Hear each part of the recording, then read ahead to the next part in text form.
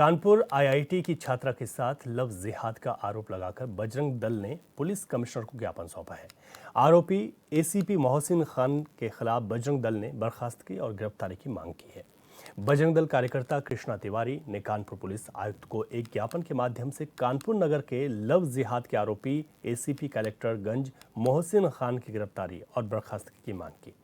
कृष्णा तिवारी ने बताया कि पुलिस अधिकारी रहते हुए मोहसिन खान ने जो आपराधिक कृत्य कारित किया है वो लव जिहाद की श्रेणी में आता है और गैर धर्म के लोगों को लव जिहाद में बढ़ावा देने का काम करता है।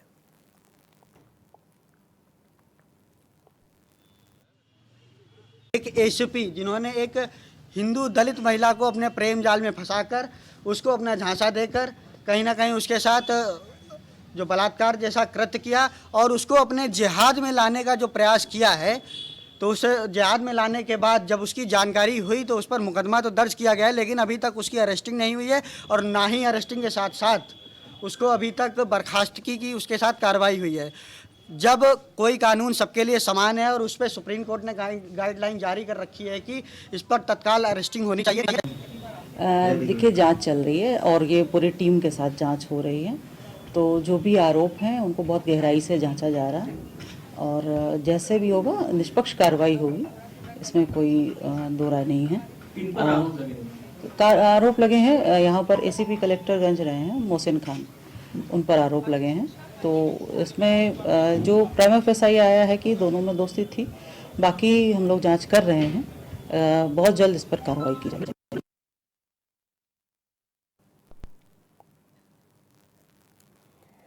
अधिक जानकारी के साथ हमारे संवाददाता इब्ने हसन जैदी हमारे साथ लाइव जुड़ गए, उनसे विस्तार से समझते हैं। इब्ने हसन, जिस तरीके से मामला सामने आया है और एक दल के लोगों का ये कहना है कि यहाँ पर कार्रवाई होनी चाहिए, बड़ा आरोप लगा है, पुलिस का क्या कुछ इस पर कहना है?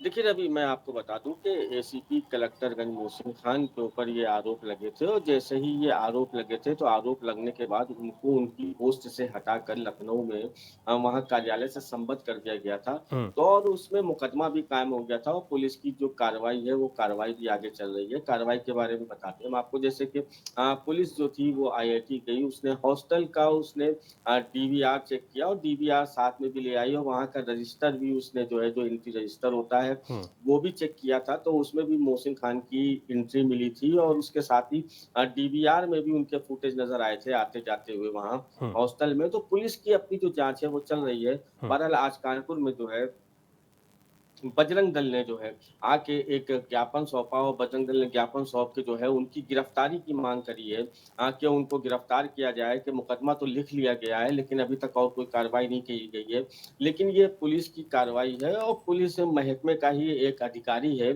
जिसके खिलाफ इस तरीके के आरोप लगते हैं। तो सबसे बड़ी चीज ये कि उसके ऊपर बलात्कार के उसमें मुकदमा भी दर्ज हो जाता है। मुकदमा दर्ज होने के बाद उसको उसकी पोस्ट से हटा भी दिया गया है। हाँ। लेकिन जिस तरीके से अगर हम बजरंग दल की बात करते हैं तो उसने सीधे से कहा कि ये बड़े अधिकारी हैं, ये लव जिहाद को आगे बढ़ा रहे हैं, लव जिहाद फैला रहे हैं, ये लव जिहाद का मामला है, इसमें अधिकारी को तुरंत गिरफ्तार करके उसको जेल भेज देना चाहिए था। तो इस तरीके के आरोप लगते हैं। वहीं अगर पुलिस की हम बात करते हैं तो पुलिस का साफ तौर से कहना है इसमें जांच चल रही है और जहां तक हमको जांच करनी थी वो पूरी जांच कर रहे हैं और इसमें भी और भी कई लोगों के बयान लेने हैं।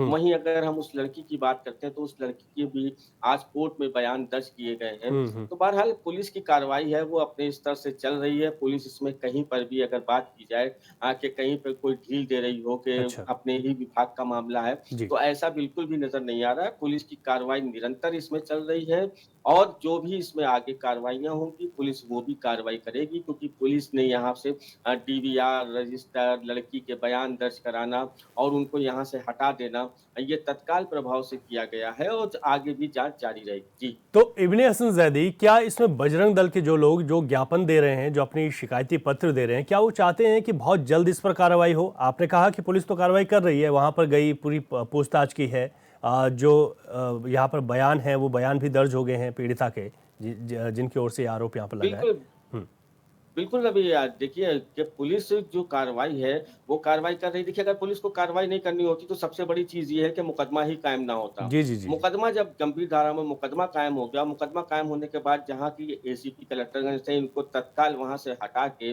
मुख्यालय में संबंध कर दिया गया। तो ज़ाहिर-सी बात है कि पुलिस अपनी कार्रवाई तो कर ही रही है। हाँ, वो बजरंग दल की अपनी अलग एक राजनीति है, बजरंग दल अपना अलग एक अपने आप को दिखाने के लिए कुछ न कुछ हमेशा किया करता है। ठीक तो बात है। उसी कड़ी में आज बजरंग दल ने आके जो है यहाँ पर एक ज्ञापन सौंपा। ज्ञापन में उनकी ये माँग है कि उसको तत्काल जो है गिरफ्तार करके उसको नौकरी से भी बर्खास्त कर दिया जाए। हाँ, तो बहरहाल ये एक प्रक्रिया होती है और प्रक्रिया के बाद ही क्योंकि अभी तक जिस तरीके से आरोप लगे हैं, आरोपी कुछ कहीं हद तक जो है आरोप सही पाए जा रहे हैं। हाँ। लेकिन जब तक आरोपी कोई होता है तब तक तो उसके ऊपर कोई कार्रवाई नहीं की जा सकती है।